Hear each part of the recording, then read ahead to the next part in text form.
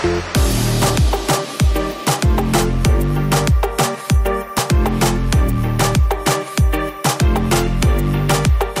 m'appelle Victor Gross, je suis CEO et cofondateur de Como Prices, qui est le portail des prix des matières premières. Je suis diplômé d'école de commerce et j'ai commencé à lancer cette société durant mes études, durant donc ma dernière année d'études, où j'ai travaillé main dans la main avec mon frère, qui est de formation ingénieur, pour monter cette superbe start-up. L'entreprise est née d'une frustration au départ qui était de ne pas trouver les tendances de prix de matières premières qui nous entourent en fait. Donc je vous donne simplement une petite perspective de marché. 50 matières premières environ sont cotées sur les marchés financiers. Pour tout le reste, il n'y a pas d'indicateurs en fait qui nous permettent de savoir comment bouge le prix des plastiques, le prix de la chimie, le prix de la fraise, le prix de produits dans l'agroalimentaire. C'est pas des produits qui sont cotés sur les marchés financiers.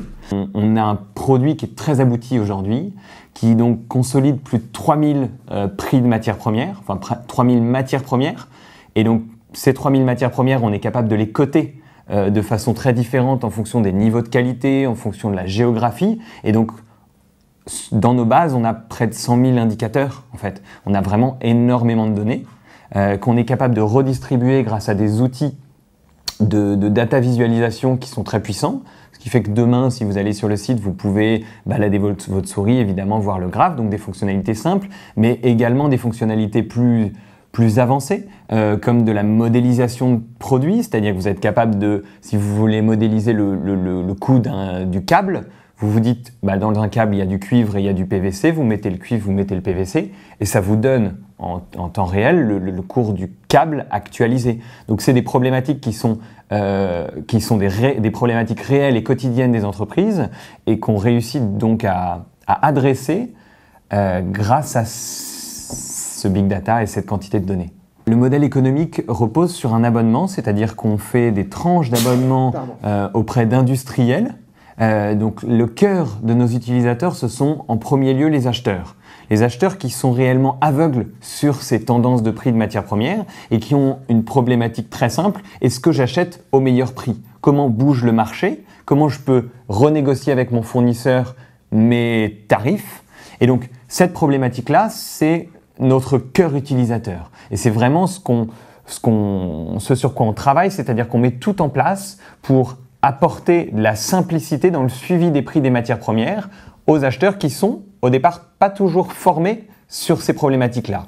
Et en second lieu, au sein des entreprises, il y a un certain nombre d'acteurs qui sont très intéressés à l'idée de suivre ces tendances, évidemment, aussi bien la R&D que les départements de finance pour savoir si, dans quelle mesure leur structure de coûts ou leur structure de revenus est exposée aux variations des prix des matières premières.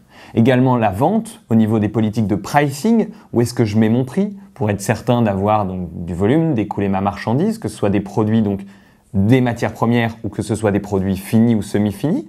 Comment évolue la structure de coût de mon produit. Donc toutes ces problématiques-là qu'on adresse au sein d'entreprises industrielles d'une taille qui vont de chiffre d'affaires de 5 millions à 46 milliards, puisqu'on a quelques groupes du CAC 40 dans notre portefeuille de clients. Au niveau de la data, donc, qui est l'amont de notre produit, on a différentes sources. On a des typologies de sources qui sont très variées.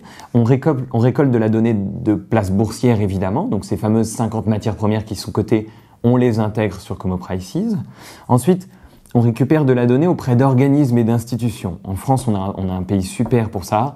On a des institutions qui font un travail de data. Je pense à l'INSEE, je pense à d'autres organismes comme par exemple France Agrimaire qui font vraiment un travail de récolte de données et de redistribution qui est phénoménal en fait. Et donc nous, on va aller intégrer, qui sont des données en open data, donc qui sont libres de redistribution.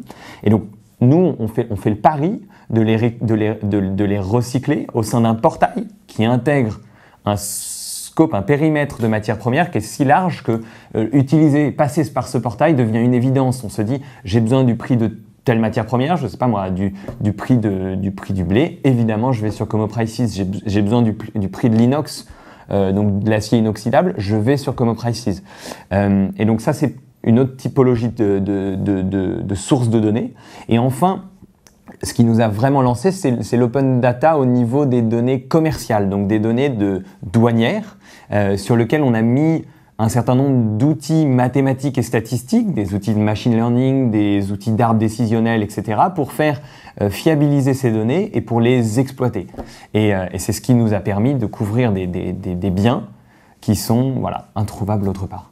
Le cœur du business fonctionne très bien, et là où on va vraiment plus loin, c'est qu'on a développé toute une série d'outils, notamment via notre API. Donc c'est très simplement, c'est un système qui nous permet de transférer nos données, nos flux de données, à des applications extérieures. Et donc les synergies sont énormes, c'est-à-dire qu'avoir une telle base de données au niveau des matières premières et être capable de l'ouvrir et de la transmettre à d'autres applications qui sont utilisées de façon différente par leurs utilisateurs propres, ça permet d'enrichir en fait, et c'est une nouvelle ligne business évidemment, mais ça permet d'enrichir des applications tierces. Je vous donne deux exemples assez simples. Un premier exemple, c'est sur les ERP, donc c'est tout ce qui est Enterprise Resource Planning, donc des gros logiciels de compta ou qui vous permettent aussi de gérer vos commandes, etc.